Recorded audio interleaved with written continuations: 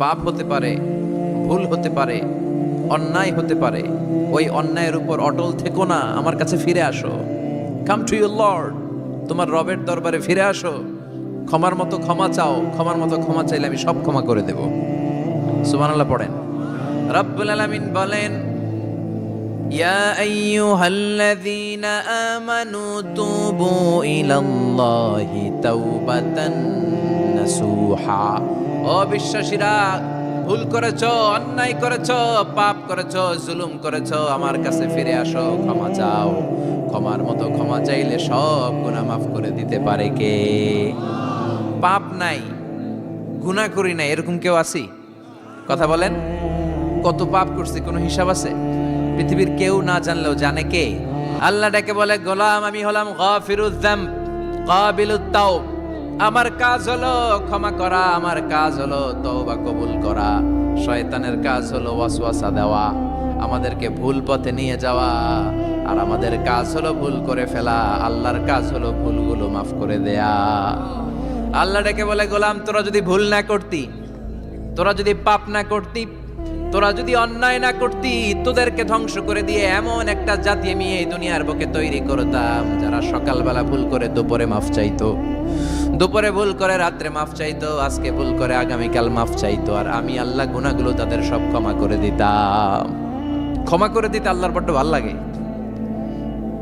বান্দা আল্লাহর কাছে বারবার চাক, চোখের পানি ছাড়ুক, এটা আল্লাহ পছন্দ করে। চোখের পানির যে কত পাওয়ার আপনি কল্পনাই করতে পারবেন না। অনুশোচনার চোখের পানি চোখ বেয়ে নাকের ডগা পেয়ে জমিনে পড়ার আগেই আল্লাহ এই বান্দারে মাফ করে দেয়।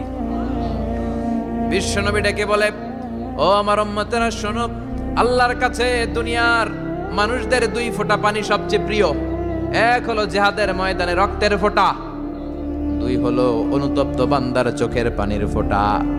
কত ভুল আপনি করেছেন, কত অন্যায় আপনি করেছেন, কত পাপ আপনার হয়েছে, কত মিথ্যা আপনি বলেছেন, কয় ওয়াক্ত নামাজ ছেড়েছেন, কয় লাখ টাকা ঘুষ খেয়েছেন, কত যৌতুক আপনি খেয়েছেন, কত মিথ্যা আপনি বলেছেন। আপনার পাপ যত বড় হোক, যত বিশাল হোক, যত বেশি হোক, আল্লাহর দয়ার পরিসীমা তার চাইতেও বড়।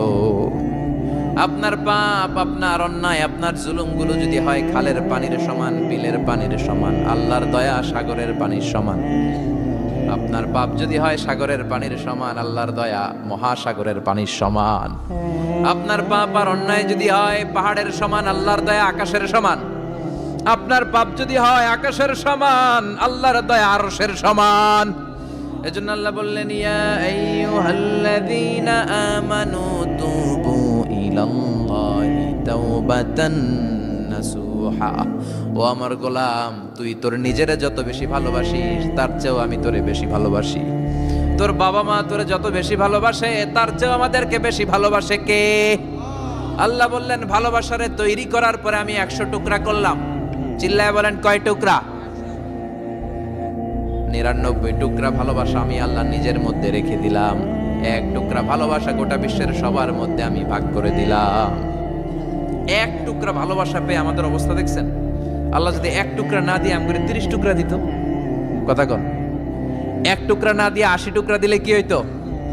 কথা কয় না, কথা কন। রাসূল আমার ভালোবাসা, রাসূল আমার আলো আশা, রাসূল আমার প্রেম বিরহের মূল আলোচনা, রাসূল আমার কাজে কর্মের অনুপ্রেরণা। ঠিক কিনা? আমার নবীর জন্য আমার ভালোবাসা আছে না নাই? আমার রবের জন্য আমার ভালোবাসা আছে না নাই? আমার মা বাবার জন্য ভালোবাসা আছে না নাই? সবার জন্য সবার ভালোবাসা আছে না নাই? আমগো দিবস লাগবো কেন? আজকেও তো আমগো ভালোবাসা দিবস, কথা কন। যদি এখন দিবস না, রজনী, আজকে তো আমাদের চান্দোলাতে ভালোবাসা রজনী, কথা কন। প্রতি মুহূর্তে আমাদের ভালোবাসা, এজন্য আমাদের ডেট পালন করা লাগে না। আমরা সব সময় সবারই ভালোবাসি। চিল্লায় বলেন ঠিক কিনা? এজন্য আল্লাহ ডেকে বললেন, গোলাম আমি যে তোদের কত ভালোবাসি তোর ধারণা নাই। চোখের পানি ছাড়, গুনার কথা স্মরণ কর, তওবা কর। তওবার মতো তওবা করলে সব গুনাহ মাফ করে দিতে পারে কে? বিশ্বনবী বলে, আমার কোনো গুনাহ নাই, তারপরেও প্রতিদিন 70 বারেরও বেশি আমি তওবা করি। আল্লাহে ইন্নী আস্তাগফিরুল্লাহ ওয়া আতুবু ইলাইহি আকসার মিন 70 মাররা। Could you imagine that? কল্পনা করছেন কোনদিন যে নবীর গুনাহ নাই, ওই নবী তওবা পড়ে প্রতিদিন 70 বার, আকসার 70 বারেরও বেশি। আমার পড়া দরকার কয়বার? আপনার পড়া দরকার কয়বার? বিশ্বনবী 70 বারের বেশি বলে আমাদের পড়া দরকার কয়বার? আর আমরা প্রতিদিন পড়ি কয়বার? কথা কন। আমাদের ভুল হবে, ভুল হতে সমস্যা নাই, ভুল হওয়াই মানুষের স্বভাব, কিন্তু ভুল হওয়ার পরে ভুলের উপর অটল থাকা যাবে না। শয়তান আর মানুষের মধ্যে এই মৌলিক পার্থক্য। শয়তান ভুল করে ভুলের উপরই আছে, ঠিক কি না? ক্ষমা চায় নাই, কিন্তু আমরা সকালে ভুল করলে দুপুরে মাপ চাই কার কাছে? 19 সালে ভুল করলে 20 সালে মাপ চাই কার কাছে? মৃত্যুর আগ পর্যন্ত আমরা ক্ষমা চাইলে ক্ষমা করে দিবে কে? সব সময় 24/7 তওবার দরজা খোলা, দুইটা সময় ছাড়া। ভালো করে মনে রাখবেন, মুখস্থ ঠোঁটস্থ যেন থাকে। দুইটার সময় তওবা কবুল হয় না, চিৎকার করে বলেন কয় সময়? এক হলো বাদাল গারগারা, গারগারানি যখন আসে, মালাকুল মাউত যখন চলে আসে, মালাকুল মাউতরে যখন দেখে ফেলবেন তখন তওবা কবুল হবে নাকি? কথা কন। ফেরাউনের নাম শুনছেন? ওরা যখন আল্লাহ লোহিত সাগরে ডুবাইয়া পানি খাওয়াইতে লাগলো, পানি খাইতে খাইতে পেটটা হয়েছে এত বড়, আর পানি খাইতে পারেন। এরপর হাত তুলে কয় আনা মিনাল মুসলিমিন, কোরআনের আয়াত, আনা মিনাল, হাত তুলে কয় আমি মুসলমান। ফেরাউন নাই বলে মুসলমান, আমরা যাবো কই? কথা কহ। ফেরাউন হাত তুলে কয় আনা মিনাল মুসলিমিন, আল্লাহ কয় টাইম ইজ আপ, দেরি করছস, অনেক সময় দিলাম, অনেক সুস্থ রেখেছি, ক্ষমতা দিয়েছি, দাপট দিয়েছি, তখন যদি ঘাটটা নত করে, মাথাটা নত করে একবার ক্ষমা চাইতি, ফেরাউন তোরেও ক্ষমা করে দিতাম। কিন্তু সময় শেষ হওয়ার পরে আমি মুসলমানদের অন্তর্ভুক্ত বললে কোনো লাভ হবে নাকি? আল্লাহ বলল সময় নাই, সময় শেষ। কারণ মুসা আলাইহিস সালামের চাচাতো ভাই অনেক দাওয়াত দিল, জাকাত দে, কারণকে জাকাত দিব না, এই সম্পদ আমি কামাইছি, আল্লাহ দেয় নাই।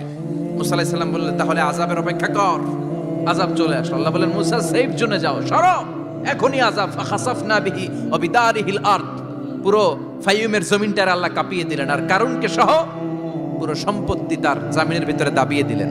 হাঁটু পর্যন্ত কারুন দেবে যায়, ভাবছে উঠে যাবে, কোমর পর্যন্ত দেবে যায়, ভাবছে উঠে যাবে, গলা পর্যন্ত যখন দেবে যায় আর সুযোগ নাই। কয় মুসা আমার সব সম্পত্তি তোরে আর তোর আল্লাহরে দিয়ে দিলাম, আমারে বাঁচা, আমারে সব সম্পত্তি তোর আর তোর আল্লাহর, আমারে খালি বাঁচা, চাচা আপন প্রাণ।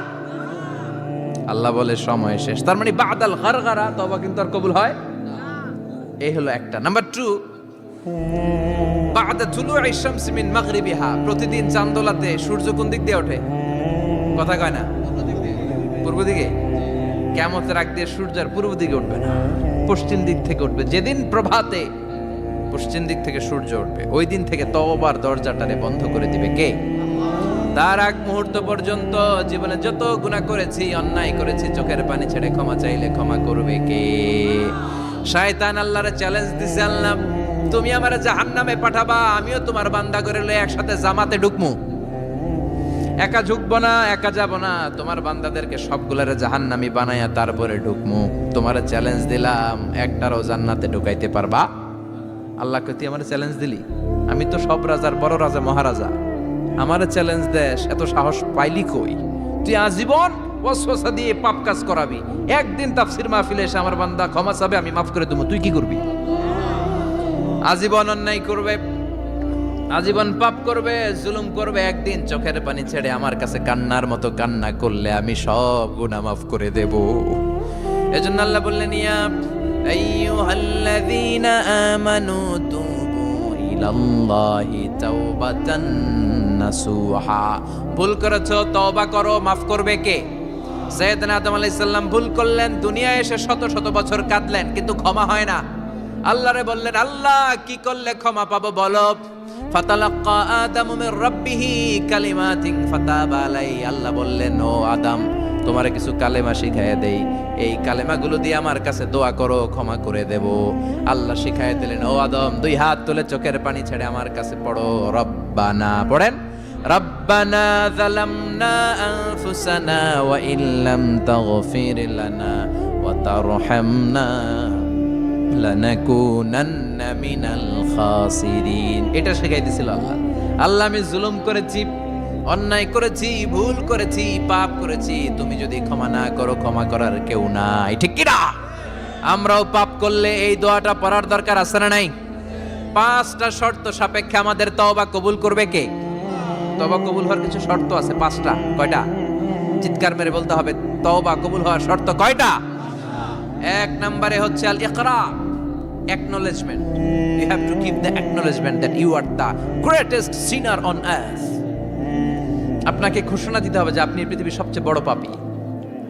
1 নম্বর শর্ত, আপনি বলেন যে আল্লাহ, আমার চেয়ে বড় পাপী নাই, আকাশের নিচে জমিনের উপরে আমি সবচেয়ে বড় পাপী, এমন কোনো পাপ নাই যেটা আমি করি নাই, ঠিক কিনা? 1 নম্বরে পাপের ঘোষণা দেন। 2 নম্বরে আন-নাদাম, নাদাম মানে repentance. You have to be repentant for what you have done. আপনাকে অনুতপ্ত হতে হবে, চোখের পানি ছাড়তে হবে। আল্লাহ, আমি লজ্জিত, আল্লাহ আমি নাদান, আমি পিশাচ, আমারে মাফ করে দাও। তার মানে স্বীকার গেলেন কি অন্যায় করেছেন। 2 নম্বরে আপনি অনুতপ্ত হলেন। 3 নম্বরে স্টপ, যেই পাপ করতেছিলেন ওইটা থামান। Stop what you have done, যেটা করতেছিলেন আগে থামান।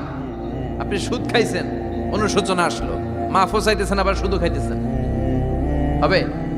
আপনি ঘুষ খেয়েছেন, তওবা শুরু করলেন, আবার ঘুষও খেয়ে যাচ্ছেন, হবে? থামেন, স্টপ। 3টা গেল। 4 number, to hate what you have done, ঘৃণা করতে হবে। যে পাপটা করেছেন মন থেকে, ওই পাপটাকে ঘৃণা করতে হবে। 5 নাম্বার শর্ত হচ্ছে to determine that you never repeat this sin again in your life. আল্লাহর ওয়াদা দেন, কমিটমেন্ট দেন যে আল্লাহ, আমার জীবনে পারতপক্ষে এই পাপ জীবনেও করব না। চিৎকার করে বলেন ঠিক কিনা?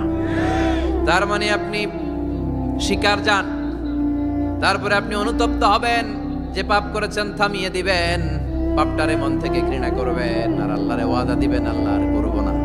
এই 5টা শর্তের আলোকে তওবা করলে জীবনের সব গুনাহ মাফ করে দিবে কে? এজন্য আল্লাহ বললেন, ইয়া আইয়ুহাল্লাযীনা আমানু তুবু ইলাল্লাহি তাওবাতান নাসুহা। তওবার মতো তওবা করো, সব গুনাহ মাফ করতে পারে কে? তওবা করবেন তো? রাজি আছেন? কবে করবেন? এই মুহূর্তে তওবা করলাম, এই মুহূর্তে আল্লাহর কাছে ক্ষমা চাই, আল্লাহ জীবনের সব গুনাহ মাফ করে দাও। আমাদের দেশে তওবা করার জন্য হুজুর লাগে, কথা কন? পিসা হুজুর, বড় হুজুর, ছোট হুজুর, হাফেজ সাহেব লাগে না? হাফেজ সাহেব, ইমাম সাহেব, এদের ছাড়া নাকি তওবা হয় না। না, এটা ভুয়া কথা। আপনি অনুতপ্ত হন, আপনি চোখের পানি ছাড়েন, আপনি আপনার রবরে বলেন, ক্ষমা করে দিবে কে? ইমাম সাহেব আসতে হবে শর্ত না, পীর সাহেব হুজুর এসে হুজুরের হাতে হাত রেখে তওবা পড়তে হবে শর্ত না। আপনার রবরে ডেকে চোখের পানি ছেড়ে ক্ষমা চান, ক্ষমা করবে কে? আর প্রতিদিন শতবার পড়তে থাকবেন আস্তাগফিরুল্লাহ। আওয়াজ করে সবাই পড়েন আস্তাগফিরুল্লাহ, আরো জোরে পড়েন আস্তাগফিরুল্লাহ। বিশ্বনবী বলেন, মান লাজিমাল ইস্তিগফার জাআলাল্লাহু লাহু মিন কুল্লি দিকিন মাখরাজা। সব সময় ইস্তেগফারের সাথে যে লেগে থাকবে, রব্বুল আলামিন তারে 5টা জিনিস দিবে। কয়টা? কথা কন, আরো জোরে সবাই বলেন, কয়টা? নাম্বার 1, জাআলাল্লাহু লাহু মিন কুল্লি দিকিন মাখরাজা। বিপদে পড়লে বিপদ থেকে উদ্ধার করবে কে? আমাদের তো কোনো বিপদ নাই না? আছে কত বিপদ, হ্যাঁ? রাস্তাঘাটে দুর্ঘটনা হতে পারে, যে কোনো সময় ভূমিকম্পে পড়তে পারি, বজ্রপাত পড়তে পারে না, ঠেড়া পয়রা মানুষ নাই, আছে না নাই? এই বিপদ আপদ থেকে আপনারা রক্ষা করবে কে? যদি আপনি ইস্তেগফারের সাথে আঠার মতো লেগে থাকেন। কিসের সাথে? কথা বলেন।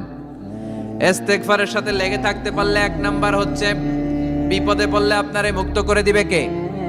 2 নাম্বার, ওয়া মিন কুল্লি হাম্মিন ফারাজা। যে কোনো ধরনের টেনশন, হাইপার টেনশন থেকে বাঁচায় দিবে কে? আমাদের তো টেনশন মেনশন নাই না? আছে? লাইফ নিয়ে টেনশন, বাঁচার টেনশন, মরার টেনশন, ক্যারিয়ারের টেনশন, রাস্তাঘাটে যানজট, এটার টেনশন, পুলিশের দৌড়ানি, র্যাবের দৌড়ানি, বাড়ির ভাড়া, গ্যাস বিল, বিদ্যুৎ বিল, ছেলে মেয়েদের লেখাপড়া, কত টেনশন। এই সব টেনশন থেকে আপনারে মুক্ত করে দিবে কে? 3 নম্বরে, ওয়ারযুকহু মিন হাইসু লা ইয়াহতাসিব। এমন জায়গা থেকে আল্লাহ আপনার রিজিকের ব্যবস্থা করবে আপনি কল্পনাই করতে পারবেন না। সুবহানাল্লাহ পড়েন। 4 নম্বরে, সবসময় ইস্তেগফার যদি পড়া হয়, আল্লাহর কোনো আযাব ওই বান্দার উপরে আসে না। ওমা কানাল্লাহু মুআযযিবাহুম ওয়া হুম ইস্তাগফিরুন।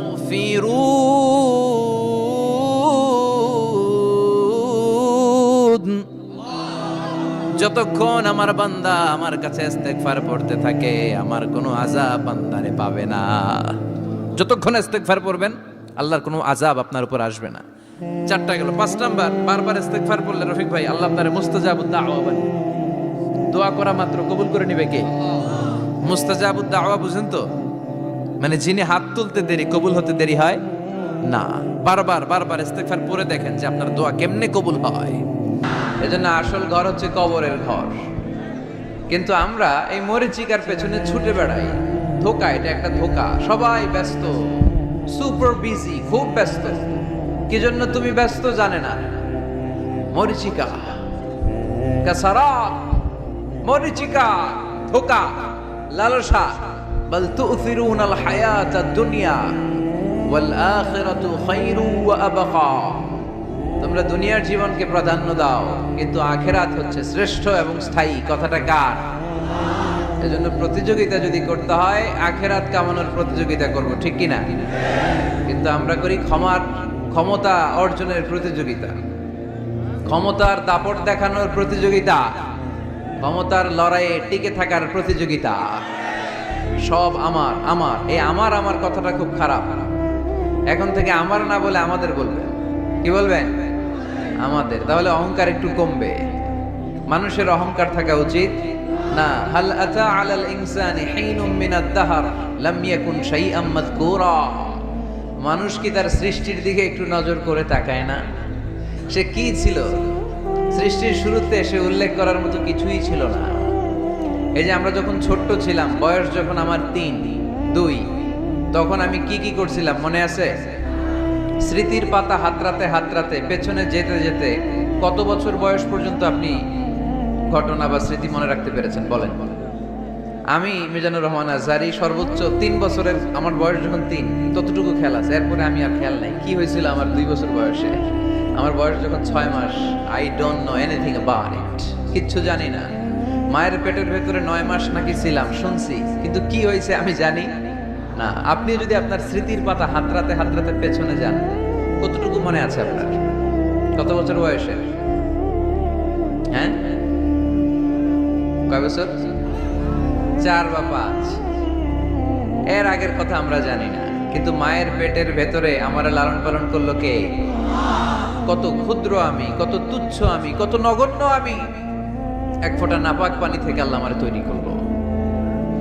Sperm drop, blood clot, little flesh, কিচ্ছু ছিলাম না। জোকের মতো, ব্যাঙের বাচ্চার মতো ছোট্ট মায়ের জরায়ুর দেয়ালে লেপ্টে ছিল। সেখান থেকে আস্তে আস্তে আমারে বড় করলো কে? আমার ভেতরে রুহের ফুৎকার দিল কে? 2টা জিনিস আল্লাহ সেট করে দিল। রুহের ফুৎকার দিল আর 2 কাঁধে 2 ফেরেশতা দিল, ঠিক কিনা? আবার যখন চলে যাব রুহও উড়াল দিবে, ফেরেশতারাও চলে যাবে। 2 কাঁধে ছিল যে তোমারে 2 জনা পাহারা, তোমারে একলা থইয়া পলাইছে তাহারা। তোমার 8 কুঠুরি 9 দরজা বন্ধ, এবার হলো রে হলো মুখে আল্লাহ রসুল সবে বলো। দুয়ারে আইসাছে পালকি নাইরি গাও তোলো রে তোলো, মুখে আল্লাহ রসুল সবে বলো, ঠিক কিনা? সময় যখন শেষ উড়াল দেবে রুহটা। 2 কাঁধের ফেরেশতা আপনারা রেখে চলে যাবে। তাহলে গর্ব করার মতো, অহংকার করার মতো এই দুনিয়ায় আমার কিছু আছে? ওয়াখুলিকাল ইনসানু দাঈফা। কেন এই মেসেজগুলো আমরা মনে রাখি না? আমরা তো দুর্বল। আমরা কি সবাই বলেন? পিছনের ওনারা অনেক সবল, এজন্য দুর্বল বলতে লজ্জা পাচ্ছে। আমরা কি শুধু কি দুর্বল? দুর্বলের ঘরের দুর্বল। আমি দুর্বল, আমার বাবা দুর্বল, আমার দাদা দুর্বল, আমার 14 গোষ্ঠী দুর্বল। এজন্য আমরা দুর্বলের ঘরের। এই মাহফিলের পেছন থেকে কেউ যদি বলে হুজুর সাপ, কি বলছে? আসলে সাপ নাই, খালি কইছে সাপ। এরপরে মুজাহিদদেরকে আর খুঁজে পাওয়া যাবে না, সব দৌড়। সাপ বাদ দেন, বাবা ব্যাং চেনেন না? নারায়ণগঞ্জে নাই না? বাবা ব্যাং কি করে? লাফায় না? সাপ না, সাপ তো অনেক ভয়ঙ্কর। বাবা ব্যাং, 2টা বাবা ব্যাং এদিকে, 2টা এদিকে, আর বাকি 2টা এদিকে। 6টা বাবা ব্যাং যদি ছেড়ে দেয় কি হবে? ব্যাং লাফাবেন আপনি লাফাবেন? ব্যাং আর কি লাফ দিবে, তার চেয়ে বড় লাফ দিবেন আপনি, ঠিক কিনা? তো এই তো আমাদের ক্ষমতা। ভূমিকম্প আসলে শব্দ, বাড়ির মালিক। ভূমিকম্প আসলে নারায়ণগঞ্জের শুধু ভাড়াটিয়ারা বাড়ি থইয়া দেয় দৌড়, বাড়িওয়ালারা দৌড়ায় না। হ্যাঁ, বাড়ির মালিক তো উনিও দৌড়ায়, ভাড়াটিয়াও দৌড়, বাড়িওয়ালাও দৌড়, সরকারও দৌড়, জনগণও দৌড়। চিল্লায় বলো ঠিক কিনা? খুলিকাল ইনসানু দাঈফা, দুর্বল আমরা, দুর্বলের ঘরের দুর্বল। এজন্য আমরা যেন অহংকার প্রদর্শন না করি। অহংকার আল্লাহর চাদর, আল্লাহর চাদর ধরে যেন আমরা না টানি। আমরা যেন বিনয়ী হই, মুতাওয়াদি। কানা রাসূলুল্লাহ সাল্লাল্লাহু আলাইহি ওয়াসাল্লাম মুতাওয়াদিআন জিদ্দান, অত্যন্ত বিনয়ী ছিলেন আল্লাহ রাসূল সাল্লাল্লাহু আলাইহি ওয়াসাল্লাম। কখনো অহংকার দেখাতেন না, কখনো অহংকার প্রদর্শন করতেন না। অহংকার করা হচ্ছে শয়তানের খাসলাত, ঠিক কিনা? খালাকতানি মিন নার ওয়া খালাকতাহু মিন তিন। সে লজিক খাটাইছে আল্লাহর সাথে। আল্লাহর সাথে লজিক খাটানো যাবে? আল্লাহ বললেন সেজদা দাও, আদমকে সেজদা দাও, সব ফেরেশতারা সেজদা দিল। শয়তান যুক্তি খাটালো, খালাকতানি মিন নার, আল্লাহ তুমি আমাকে তৈরি করেছো আগুন থেকে, ওয়া খালাকতাহু মিন তিন, আদমকে তৈরি করেছো মাটি থেকে। মাটির বৈশিষ্ট্য রেখে দিলে নিচে টপাস করে পড়ে, আর আগুন জ্বালিয়ে দিলে উপরে দাউ দাউ করে উপরে উঠে যায়। তো যেটা ঊর্ধ্বগামী এটা নিম্নগামীকে কখনো সেজদা করতে পারে না। এই লজিক খাটাই আসে শেষ, ওর দুনিয়াও শেষ, আখিরাতও শেষ।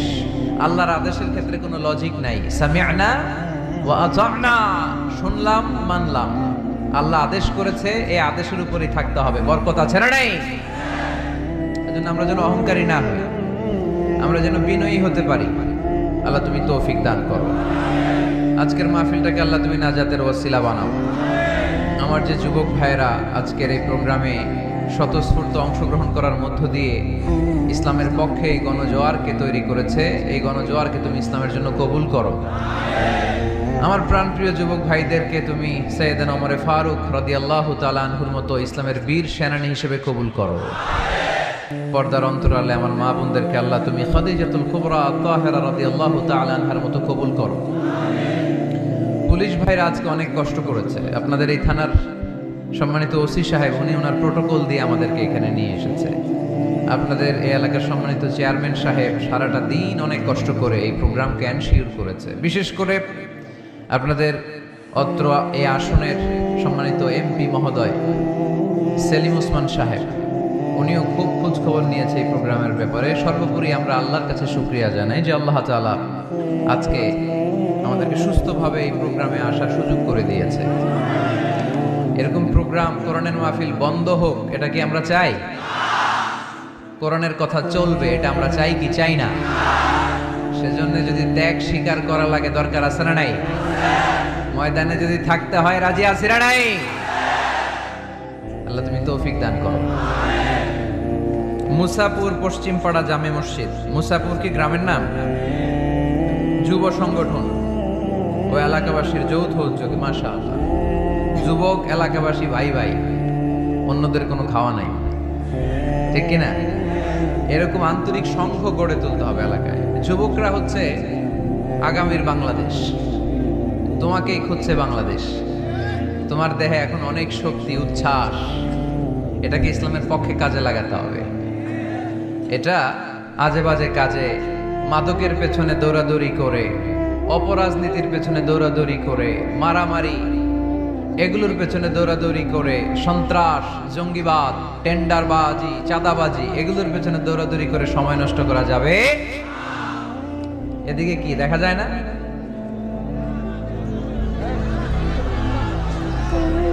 স্টেজের এই পাশে যারা আছেন একটু চাপেন, সামান্য চাপলেই ওনারা দেখতে চায়, দেখতে চায়। বাস বাস বাস, একটু চাপতে হবে বোধহয় আপনাদের। মাশাআল্লাহ মাশাআল্লাহ, বসো বসো বসো, ঠিক আছে। নারায়ণগঞ্জের ছেলেরা অনেক ভদ্র।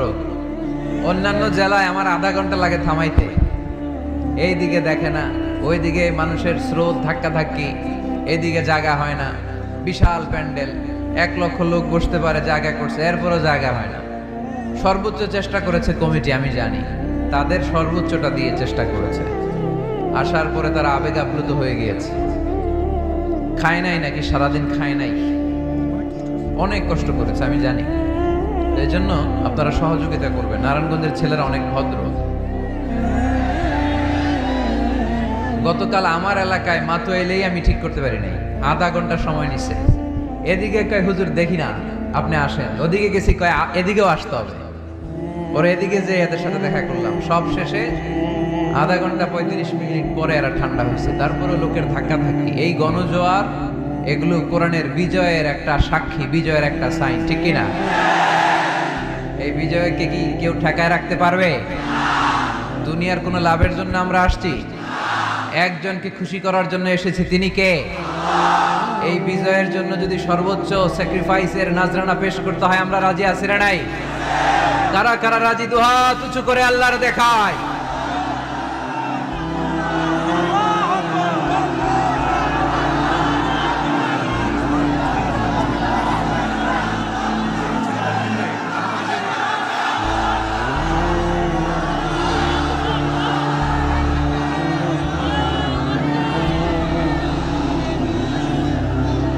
আল্লাহ তুমি কবুল করো। এই যে যুবক ছেলেগুলো খেলার মাঠে যায় না, এখন আড্ডাবাজিতে যায় না, টেন্ডারবাজিতে যায় না, চাঁদাবাজিতে যায় না, উল্টা পাল্টা কোনো কাজে যায় না। এরা যাত্রা পালায় এখন আর যায় না, এরা গানের কনসার্টে যায় না, এরা কোরআনের প্রেমে পাগল হয়ে এসেছে, ঠিক কিনা? কোনো বিরিয়ানির প্যাকেট আছে নাকি আজকে? তাইলে গণজোয়ার এটা কোরআনের পক্ষে না বিপক্ষে? আমরা কোরআনের পক্ষে থাকতে চাই কি চাই না? আল্লাহ তুমি আমাদেরকে কবুল করো। কোরআনের প্রতি ভালোবাসাকে ইসলামের বিজয়ের জন্য তুমি কবুল করে নাও। এজন্য যুবক যারা আছো, তোমরা আগামীর বাংলাদেশ। তুমি বাংলাদেশ, তুমি বাংলাদেশ। 10 বছর 20 বছর এমন ভাবে আমরা বাংলাদেশের জন্য কাজ করব যাতে গোটা বিশ্ব বাংলাদেশের নাম শুনলে এটা একটা সমৃদ্ধ দেশ, সুখী দেশ, একটা মডেল কান্ট্রি, এই হিসেবে যেন বাংলাদেশকে এক্সাম্পল দিতে পারে, ঠিক কিনা? সেজন্য তোমাদেরকে কাজ করতে হবে খুব বেশি। অলসতা করা যাবে?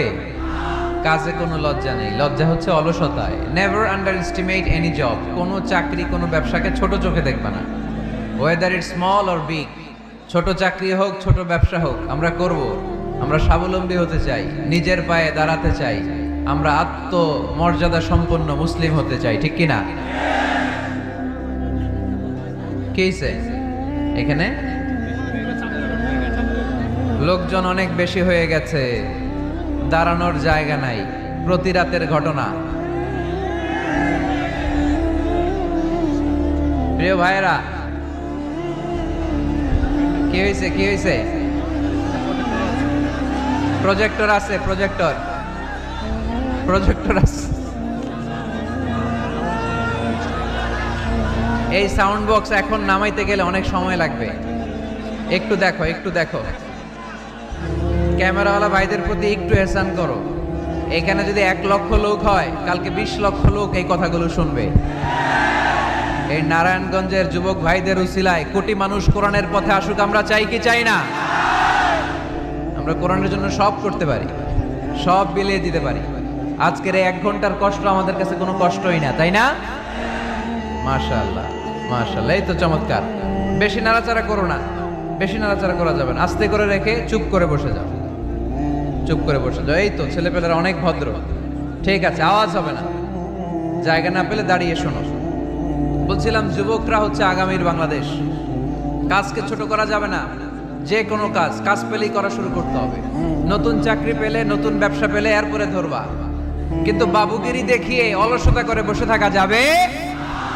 কাজ ছোট হোক বা বড় হোক, বরকত দেয় কে? সুন্দরভাবে করলে প্রত্যেকটা কাজে বরকত আছে না নাই? যে কোনো কাজ করো না ভাই, যে কোনো কাজ করো, তা যেন হয় সবার চেয়ে সবচেয়ে সুন্দর। যে কোনো কাজ করো না ভাই, যে কোনো কাজ করো, তা যেন হয় সবার চেয়ে সবচেয়ে সুন্দর। হোক না সেটা পড়া লেখা, রঙের ভাষায় ছবি আঁকা, হোক না সেটা পড়া লেখা। রঙের ভাষায় ছবি আঁকা, হোক না সেটা সামান্য কাজ কিংবা মহত্তর, তা যেন হয় সবার চেয়ে সবচেয়ে সুন্দর। যে কোনো কাজ করো না ভাই, যে কোনো কাজ করো, তা যেন হয় সবার চেয়ে সবচেয়ে সুন্দর। ঠিক কিনা?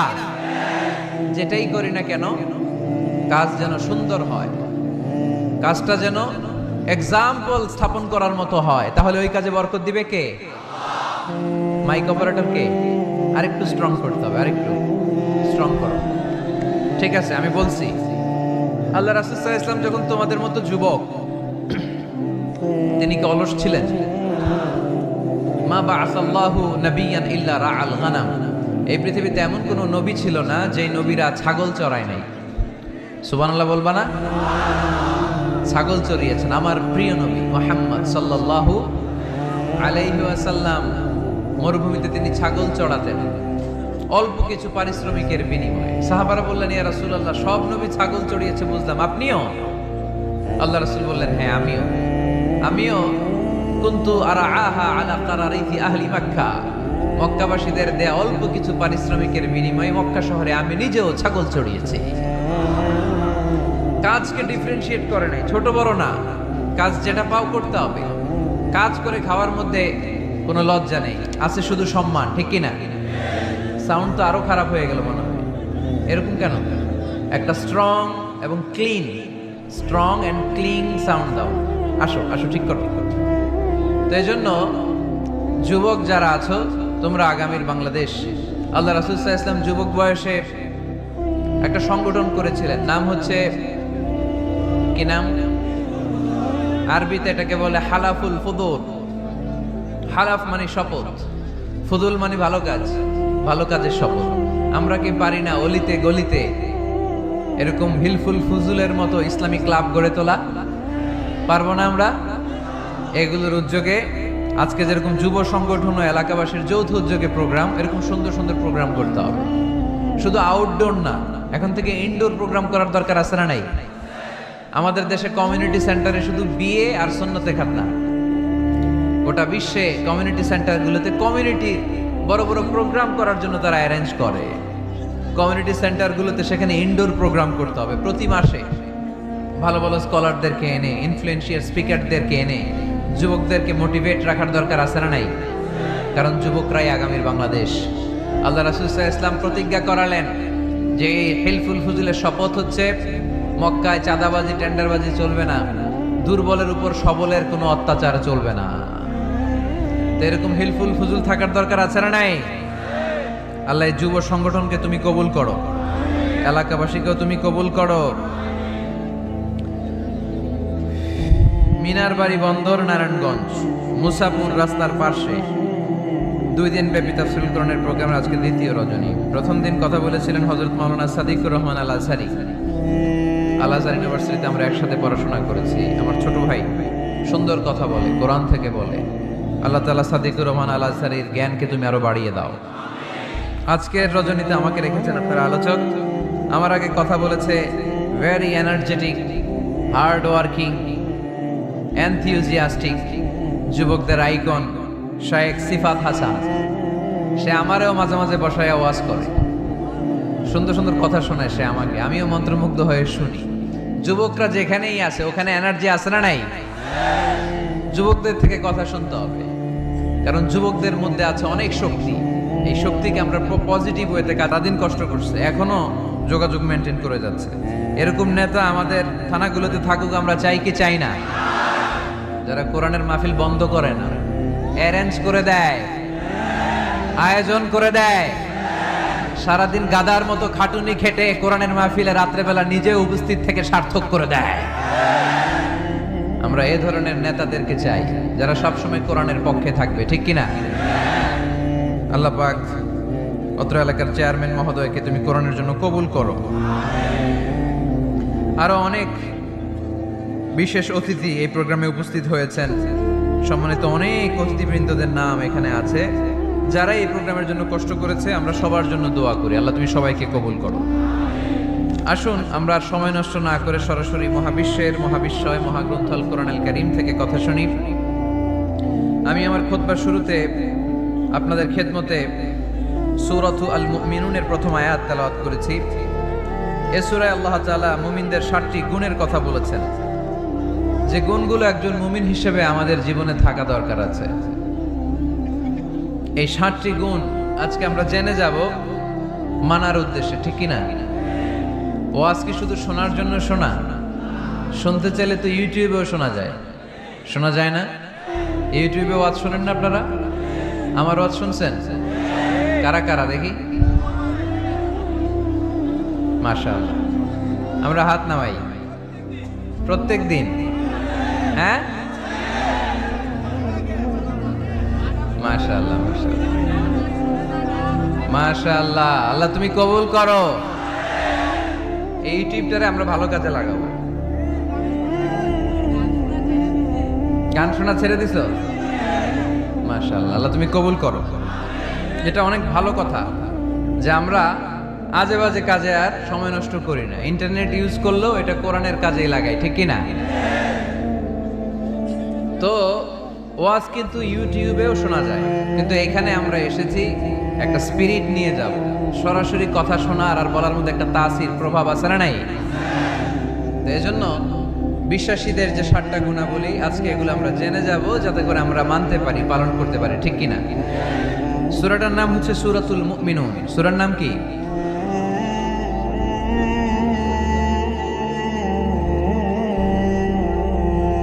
সূরাতুল মুমিনুন। বিশ্বাসীদের নামে সূরা, তাই না? আবার দেখেন কাফিরদের নামেও কোরআনে সূরা আছে না নাই? কি নাম? সূরাতুল কাফিরুন আছে না? কুল ইয়া আইয়ুহাল লা আ'বুদু মা। তাহলে আমরা হলাম বিশ্বাসী। আমরা কি? আমাদের নামে একটা সূরা দিল কে? খুশি লাগে না? ভাল লাগে না অনেক? আমাদের নামে আল্লাহ কোরআনে সূরা দিয়েছেন। আবার আমাদের বিরোধী যারা কাফির, তাদের নামে আল্লাহ সূরা দিলেন। আরেকটা শ্রেণী আছে, মুমিনও না কাফিরও না, মাঝামাঝি। কি নাম? মুনাফিক। তাদের নামে সূরা আছে না নাই? সূরাতুল মুনাফিকুন। এরা বড্ড ভয়ঙ্কর।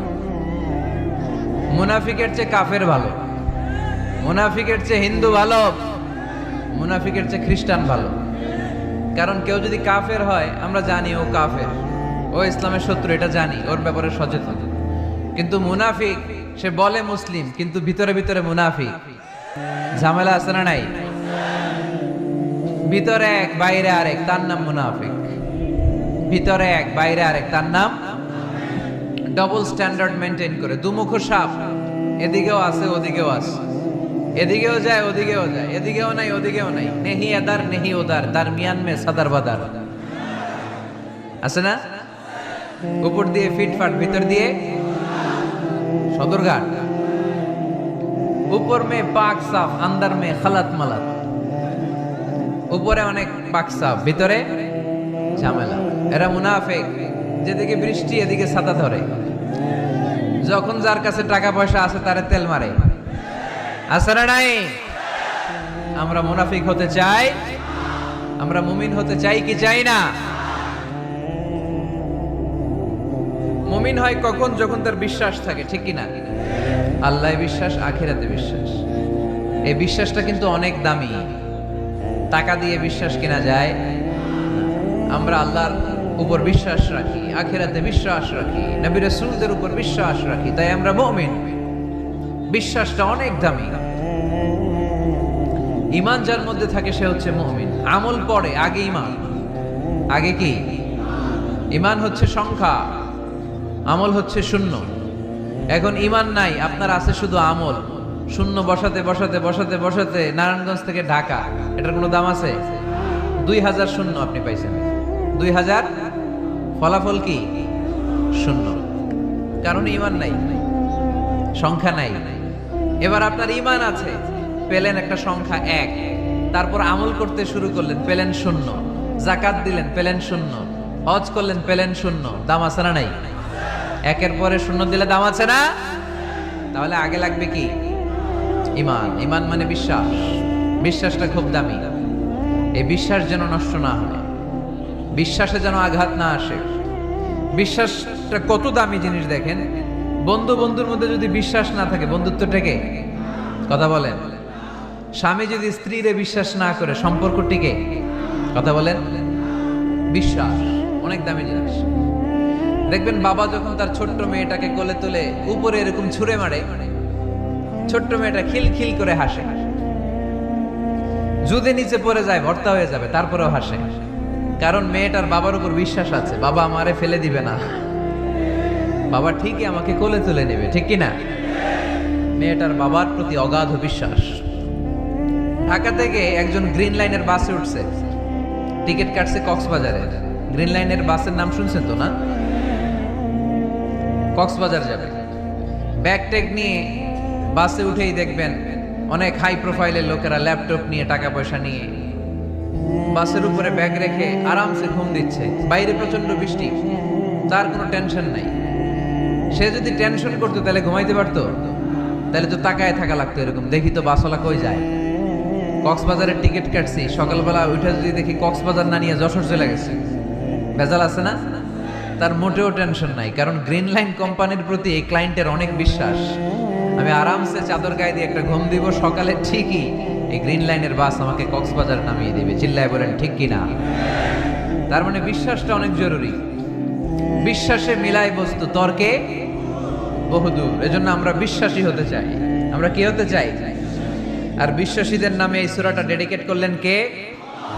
সূরাতুল মুমিনুন। সূরাটার নাম কি? আরো জোরে বলেন, কি নাম? সূরাতুল মুমিনুন। এই সূরাটা নাজিলের একটা ব্যাকগ্রাউন্ড আছে, শানে নুজুল, কোন সময় কোন প্রেক্ষাপটে নাজিল হলো। এটা শুনলে সূরার তাফসীর বুঝতে আমাদের সুবিধা হবে। আল্লাহ রাসূল সাল্লাল্লাহু আলাইহি ওয়াসাল্লাম সাহাবাদেরকে নিয়ে বসা, হঠাৎ করে ওমরে ফারুক মৌমাছির আওয়াজ শুনতে পেলেন, বন বন বন বন আওয়াজ। হাদিসটা এসেছে মুসনাদ ইবনে আহমদ ইবনে হাম্বলে, সুনানি তিরমিজিতে। বন বন মৌমাছির যখন আওয়াজ, ওমরে ফারুক মৌমাছি খুঁজতে আরম্ভ করলেন, কিন্তু কোনো মৌমাছি উনি খুঁজে পান না। তখন উনি বুঝতে পেলেন আসলে এটা মৌমাছি না, এখনই আল্লাহ রাসূল সাল্লাল্লাহু আলাইহি ওয়াসাল্লামের উপর কোরআনের আয়াত নাজিল করতেছে কে? অনেকগুলো পদ্ধতিতে আল্লাহ রাসূল সাল্লাল্লাহু আলাইহি ওয়াসাল্লামের কাছে কোরআন এসেছে। আমরা তো মাগনা মাগনা কোরআন পাইছি, সুন্দর করে এমদাদিয়া কোম্পানি ছাপাই দিছে, আব্বা কিনা বাসায় নিয়ে আসছে, এবার আমি রমজান মাসে কোরআনের খতম দেই। আহা, আল্লাহ রাসূল সাল্লাল্লাহু আলাইহি ওয়াসাল্লাম কি এত সহজে কোরআন পেয়েছে? অনেক কষ্ট করে তিনি কোরআন রিসিভ করতেন। মিসলা সালসালাতিল জারাস, মাঝে মাঝে ঘন্টার ধ্বনির মতো কোরআন নাজিল হতো। প্রাইমারি স্কুল ছুটি হলে দপ্তরি ঘন্টা বাজায় না, ধাম ধাম বিকট আওয়াজ হয়। এরকম আওয়াজে যখন কোরআন নাজিল হতো, আল্লাহ রাসূল সাল্লাল্লাহু আলাইহি ওয়াসাল্লাম কোরআন রিসিভ করতে যেয়ে ঘেমে যেতেন শীতের রাতে। আজকে একটা শৈত্য প্রবাহ গেছে না, প্রচন্ড শীত। দুপুরবেলা আমার প্রোগ্রাম ছিল কিশোরগঞ্জের, কি নাম, পাকুন্দিয়া। প্রচন্ড শীতে লোকজন কাঁপছিল। আপনাদের তো প্যান্ডেল আছে, ওদের প্যান্ডেলও ছিল না, খোলা ময়দানে লক্ষ লক্ষ মানুষ। প্রচন্ড শীতের রাতে আম্মা জান আয়েশা রাদিয়াল্লাহু তাআলা আনহা উনি কাঁপতেন, আর এই কোরআন রিসিভ করতে যে বিষ্ণু ঈসা ইসলাম ঘামতেন। সুবহানাল্লাহ বলতে পারলেন না? এত কঠিন ছিল ওহি রিসিভ করা। ইন্না সানুলকি আলাইকা কওলান সাকিলা, নবী হে এই কোরআনের বাণীটা অনেক সাকিল, ভারী, এত ভারী। ওটের উপর বসে থাকা অবস্থায় যখন কোরআন নাজিল হতো, তখন রাসূল সাল্লাল্লাহু আলাইহি ওয়াসাল্লাম যে ওটের উপর বসে আছেন, ওটের পা গুলো জমিনে গেড়ে যেত। ঘোড়ার উপর বসে থাকা অবস্থায় কোরআন নাজিল হলে ঘোড়াটা দাঁড়ানো থেকে বসে যেত। মাঝে মাঝে সাহাবাদের গায়ে হেলান দিয়ে পায়ের মধ্যে মাথা রেখে রাসূল সাল্লাল্লাহু আলাইহি ওয়াসাল্লাম শুয়ে থাকতেন। এক সাহাবীর পায়ে মাথা রেখে আল্লাহ রাসূল সাল্লাল্লাহু আলাইহি ওয়াসাল্লাম শুয়ে আছেন, তিনি টেরই পাচ্ছেন না। হঠাৎ করে কোরআনের আয়াত নাজিল হতে লাগলো। সাহাবী বললেন, হঠাৎ করে আমি টের পেলাম বিশ্বনবীর মাথাটা অনেক ভারী হয়ে গেল। আমার মনে হচ্ছে যে রাসূল সাল্লাল্লাহু আলাইহি ওয়াসাল্লামের মাথার ভারে আমার পায়ের হাড়টি ফেটে খান খান হয়ে যাবে। সুবহানাল্লাহ বলেন। তো এই কঠিন কোরআন যখন রাসূল সাল্লাল্লাহু আলাইহি ওয়াসাল্লাম রিসিভ করতেন, তিনি ঘেমে যেতেন।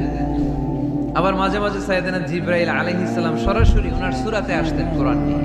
হেরা পর্বতে আর সিদরাতুল মুনতাহায়, এই দুই জায়গায় আল্লাহ রাসূল সাল্লাল্লাহু আলাইহি ওয়াসাল্লাম সাইয়েদনা জিবরাইল আলাইহিস সালামের মূল আকৃতিতে ওনাকে দেখতে পেয়েছিলেন। মাঝে মাঝে স্বপ্ন যুগে আসতো এই ওহী। পর্দার আড়াল থেকে মেরাজের রাতে তিনি পেয়েছেন ওহী। মাঝে মাঝে ইউলকা ফি কুলুবি রাসূলিল্লাহ, আল্লাহ রাসূল সাল্লাল্লাহু আলাইহি ওয়াসাল্লামের অন্তরে ওহী ঢেলে দেয়া হতো। আর মাঝে মাঝে মিসলা সাউতিন নাহাল, মৌমাছির ভনভন ভনভন আওয়াজের মতো কোরআন নাজিল করতো কে? ভনভন আওয়াজ দেখে ওমরে ফারুক বুঝলেন এটা আসলে মৌমাছি না, কোরআনের আয়াত। কোরআনের আয়াত নাজিল শেষ, আল্লাহ রাসূল সাল্লাল্লাহু আলাইহি ওয়াসাল্লাম চেহারা ঘুরিয়ে সাহাবীদের দিকে মুখ করে বসলেন আর বললেন, এইমাত্র সূরাতুল মুমিনুনের শুরুর দিককার আয়াতগুলো আমার কাছে নাজিল হয়েছে। এখানে আল্লাহ তাআলা মুমিনের 7টি গুণের কথা বলেছে। কয়টি? সবাই বলতে হবে, কয়টি গুণ? আল্লাহ রাসূল বললেন, মান আকামা হুন্না দাখালাল জান্নাহ। এই 7টা গুণ যে মানবে আল্লাহ তাআলা জান্নাতুল ফেরদাউসের মালিক বানায় দিবে। আজকে এই 7টা গুণের ব্যাপারে আমরা জেনে যাব ইনশাআল্লাহ। পড়ি আর জোরে পড়ে ইনশাআল্লাহ। আর যদি আপনাদের কষ্ট হয় ওঠা বসা করবেন না, হাত তুলে দাঁড়িয়ে যাবেন, বলবেন হুজুর কষ্ট হচ্ছে। দুই একজনের কাছ থেকে শুনলেই দোয়া করে বিদায়, সংক্ষেপ করে দেবেন ইনশাআল্লাহ। মাইকের সাউন্ডে আমি প্রাণ পাচ্ছি না। আমি বলতেছি একটু ইকো দিয়ে দেখো প্রাণ পাওয়া যায় কিনা। একটু ইকো দাও তো দেখি, বেশি দিও না, আবার একটু দাও। দুর্বল, সাউন্ড দুর্বল। প্রতি রাতে আমাদেরকে কথা বলতে হয়। সাউন্ড সিস্টেম যদি ডিজিটাল সাউন্ড সিস্টেম না হয়, দুর্বল হয়, আমাদেরকে শাউট করতে হয়। একদিনের জন্য শাউট করে আমার গলা ভাঙলে আমার জীবন ধন্য, সমস্যা নাই। কিন্তু আমার তো একদিন না। নোয়াখালীর লোকেরা কয় হুজুর আন্নে গো একদিন, আঙ্গ ব্যাগ দিন। মানে আপনাদের একদিন হলো আমাদের ব্যাগ দিন, মানে প্রতিদিন। কি হয়েছে? সাপ কই? বসো বসো। তাহলে মুমিনের কয় গুণ? গলায় আওয়াজ নাই। কয়টা গুণ? শেষ পর্যন্ত এরকম আওয়াজ লাগবে আমার। আওয়াজ তোলা যাবে? মাশাআল্লাহ। 7টা গুণ আজকে আমরা শুনবো। আল্লাহ শুরু করছেন, قد أفلح المؤمنون الذين هم في صلاتهم خاشعون। সফল হয়েছে তারা, ঈমান এনেছে যারা। কার কথা? সফলতার মানদণ্ড আল্লাহ দিয়েছেন ঈমান। আপনি যদি টাকাওয়ালা হন আপনি সফল না, যদি ঈমান না থাকে, ঠিক কিনা? আপনি যদি ক্ষমতাওয়ালা হন আপনি সফল না, যদি ঈমান না থাকে, ঠিক কিনা? আপনি অনেক বড় সেলিব্রিটি কিন্তু ঈমান নাই, আল্লাহর মানদণ্ডে আপনি সফল না, ঠিক কিনা? এজন্য আল্লাহ বলেছেন সফল হয়েছে তারা, ঈমান এনেছে। আমি বলবো সফল হয়েছে তারা, আপনারা বলবেন ঈমান এনেছে যারা। আওয়াজ তুলে বলেন সফল হয়েছে কারা? যারা ঈমানদার তারা সফল। قد أفلح المؤمنون, successful indeed are the believers. তারাই সফল যারা ঈমানদার। তবে যেন ঈমানদার নয়, তাদের 7টা বৈশিষ্ট্য থাকা চাই। কয়টা? 1 নম্বর আল্লাহ বলছেন আল্লাযীনা হুম ফি সালাতিহিম খাশিউন। তারা যখন সালাতে দাঁড়ায় দিন দুনিয়ার হুঁশ থাকে না, তারা ভীত সন্ত্রস্ত হয়ে আল্লাহর দিকে রুজু হয়ে সালাত আদায় করে। নামাজে যখন দাঁড়াবো দুনিয়ার কোনো হুঁশ জ্ঞান আমাদের থাকতে পারবে? আমাদের হুঁশ থাকবে একদিকে, তিনি কে? সালাত কায়েম করো, সালাত কায়েম করো, হবে সম্মানী তুমি, হবে জান্নাতি তুমি, হবে সম্মানী তুমি, হবে জান্নাতি তুমি। দিবে কাল হাসরে শীতল ছায়া আরশে আজিম, রাব্বিয়াল আলা রাব্বিয়াল আযীম। পড়েন রাব্বিয়াল আলা রাব্বিয়াল আযীম। আলহামদুলিল্লাহ। আল্লাযীনা হুম ফি সালাতিহিম খাশিউন। শুরু হয়ে গেল মুমিনদের 7টি বৈশিষ্ট্যের আলোচনা। 1 নম্বর বৈশিষ্ট্য হচ্ছে মুমিনরা যখন নামাজে দাঁড়ায় দিন দুনিয়ার হুঁশ থাকে না, তাদের চিন্তা, তাদের ধ্যান চলে যায় একদিকে, তিনি কে? সাইয়েদনা আলী রাদিয়াল্লাহু তাআলা আনহু যুদ্ধের ময়দানে মারাত্মকভাবে জখম হলেন, আহত হলেন। পায়ের ভেতরে জিহাদের ময়দানে তীর ঢুকে গেল, তীর কেউ টেনে বের করতে পারে না। এতটাই জখম হয়েছে, তীর ধরে টান মারলে তিনি চিৎকার মারে। বিশ্বনবী দেখলেন অবস্থা বেগতিক। আল্লাহর হাবিব বললেন তীর ভিতরে টানাটানির দরকার নাই, যেহেতু টান মারলে ব্যথা পায়। ছেড়ে দাও, আজান দাও বেলাল, তুমি আজান দাও, একামত দাও। এক সাহাবীরে বললেন, আমি যখন নামাজে দাঁড়াবো, আলী যখন নামাজে দাঁড়াবে, নামাজরত অবস্থায় তুমি তোমার নিজের দায়িত্বে আলীর পায়ের ভেতর থেকে তীরটা টেনে বের করে ফেলবা। আজান দেয়া হলো, একামত হলো, বিষ্ণু ঈসা ইসলাম নামাজ পড়তে শুরু করলেন। সাইয়েদনা আলী রাদিয়াল্লাহু তাআলা আনহু নামাজে দাঁড়ালেন। ওই সাহাবী দাঁড়ান নাই, বিশ্বনবীর পরামর্শ অনুযায়ী কাতারের ভেতর দিয়ে যে বিশ্বনবীর মেয়ের জামাতা সাইয়েদনা আলী রাদিয়াল্লাহু তাআলা আনহুর পা থেকে টান মেরে তীর বের করেছে। টান দিয়ে তীর খোলা হয়েছে, কিন্তু সাইয়েদনা আলী মুহূর্তের জন্য টের পান না। আগে টান মারতেছে, ব্যথা পায়, চিৎকার মারে, কিন্তু সালাতের অবস্থায় টান মেরে তীর বের করেছে, উনি টেরই পান নাই। আল্লাহু আকবার। তার মানে যখন নামাজে তিনি দাঁড়িয়েছেন, দিন দুনিয়ার হুঁশ তার ছিল না। তার হুঁশ, জ্ঞান, চিন্তা, ধ্যান সব কিছু চলে গিয়েছে একজনের দিকে, তিনি কে?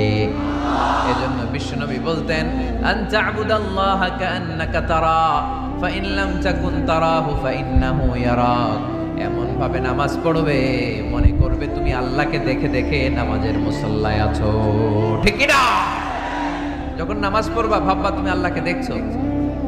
আর যদি এটা কষ্ট হয়, অ্যাটলিস্ট এটা ভাবো যে আল্লাহ তোমায় দেখছে।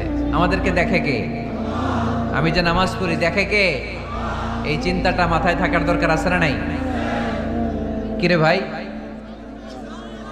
এখানে তো ধাক্কাধাক্কি করে লাভ নাই। প্রজেক্টর গুলো কোন দিকে? প্রজেক্টর আছে ওই যে পেছনে প্রজেক্টর, ওখানে চলে যাও।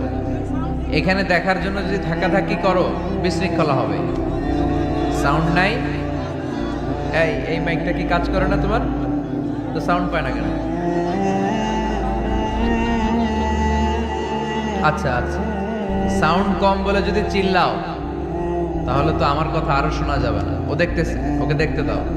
এত বড় গ্যাদারিং এ এইদিকে সমস্যা হবে, ওদিকে তার ছিঁড়ে যাবে, ওদিকে সাউন্ড বক্স নষ্ট হয়ে যাবে, এটা খুব স্বাভাবিক। তোমাদের সহযোগিতা লাগবে, তা না হলে তো একটু পর পর আলোচনার মাঝখানে ব্রেক দিলে আলোচনা করা যাবে না। লক্ষ লক্ষ লোকের সমাগম, এখানে কিছু সমস্যা হবেই, এগুলো মেনে নিয়েই আমাদেরকে বসে থাকতে হবে, ঠিক কিনা? মাইক অপারেটর, লাস্ট চান্স দিলাম তোমার, এটা ঠিক করো তাড়াতাড়ি। তোমার মাইকের কারণে অনেকবার ব্রেক হয়েছে আমার আলোচনা। হয়েছে, একটা ছেলে কথা বলবো না এখানে। এই ছেলে